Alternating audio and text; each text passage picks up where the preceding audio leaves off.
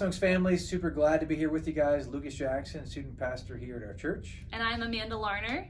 And we just thought we'd take a few minutes to explain small groups coming up. Yeah, small group. Yes, September 16th.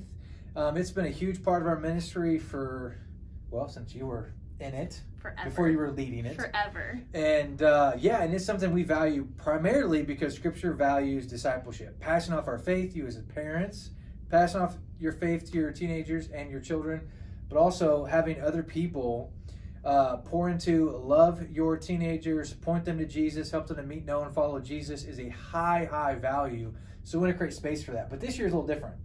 And not only we're going to be creating space physically for small groups as we have in the past, but also even virtually. So we just want to tell you a couple reasons why we think doing small groups in person is significant and valuable. And I think the most important thing is real authentic connection happens shoulder to shoulder. Now, we are going to be doing some social distance and all that. We'll get to kind of some of what that looks like in a couple minutes, but we want our students to connect with other students, with other leaders, and ultimately with Christ. And so discipleship happens, I've heard pastors say, in a circle, where you're gathering together, looking at each other, being real, vulnerable, authentic, transparent with each other. Prayer requests can take place, all of those things. So having just a small group of folks for people in our church, leaders in our church, to pour into them, help them to meet, know, and follow Jesus is a high value for us. And so that's kind of why we're going to continue doing in-person small groups this fall. And obviously there are a lot of considerations that we have made in regards to COVID and how we want to do social distancing, how we want to incorporate that. And so we know that each and every family, each and every person has a different comfort level when it comes to being around other people and social distancing. So we are going to be having wristbands available for everyone. We're going to have 3 colors. And it's going to be green, yellow, and red. And this is just to tell other people how comfortable you are with being around each other. Yeah. So obviously the green is going to be like, hey, I'm good with anything. I feel totally comfortable. Come give me a hug. Come give me a high five. Love it. I'm all about that. Yellow is going to be, hey, I'm a little cautious. Maybe just don't touch me. But I don't feel like I need to be totally away from everyone. Sure, yeah. And so yellow might be someone is wearing a mask, maybe they're not, it's just kind of the in-between. And the red is, hey, I am social distancing a lot more, please stay away, please don't touch me, but I do want to see people, I want to be around people, but I also want to be very safe. So this is just to give you guys an opportunity to be comfortable and to meet, and so we can meet you where you're at. So we're going to ask that all of our students are respectful of each other and the choices that they have made in what color they are going to wear. And we are assuming that students are going to be in agreement with their parents of what color they are choosing. Yeah. So, Sam, whoever, isn't going red because he hates people or whatever, but it's because you as the guardians and the parents of that student, you guys have agreed that that's the color wristband that student needs to be wearing.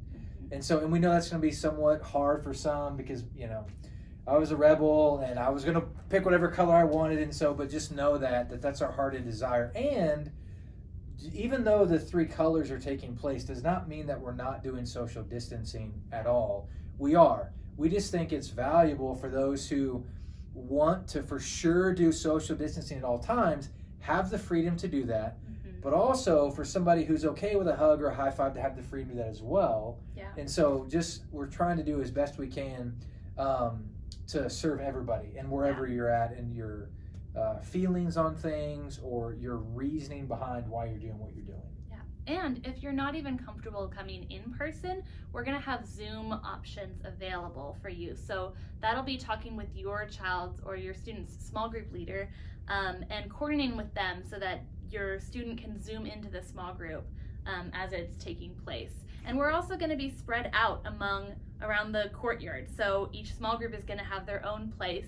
They're going to have little signs that say like 6th grade small group so that even from afar you can see where that small group is. So if you get there late, you can find your small group. It's okay. We're really excited. We're testing it out, so obviously things might change as we figure out what works and what doesn't work.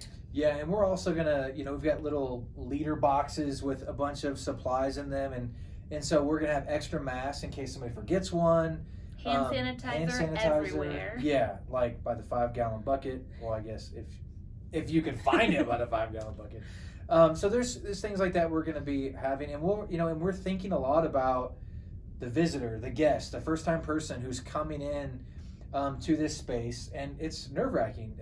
I think for any age to come into an area that's brand new, you're not sure how things are going to go, and so we're going to have signs. Knowing where to drop off, and they can walk on in and all that sort of stuff. We are going to have a food component as well. Yes. We're still going to be doing food every week. We've got an amazing leader who wants to provide that, and so we'll make sure to have 1 or 2 people there that are handing out the food, so there's not every teenager in the world put their hand in the corn cob bucket or whatever. It's going to be as safe as possible. Yes, as safe as possible, and so. So I think those for the most part are the details for small groups. So again, providing an in-person option and an online option. And we know like for your middle schooler, they may not have a phone, so you may have to get creative on setting a computer up and helping them do that and helping them Zoom in and all that. But I mean, we're in the nature of that we're doing that with our daughter with school. And starting in a couple weeks. And so we know that there's going to take a little bit of effort and intentionality with that. And so if you choose the in-person option or the Zoom in option, like that's totally up to you guys and where you feel comfortable. We just want to serve you if that's virtually and or in person. We're here to serve you as best we can. Yeah.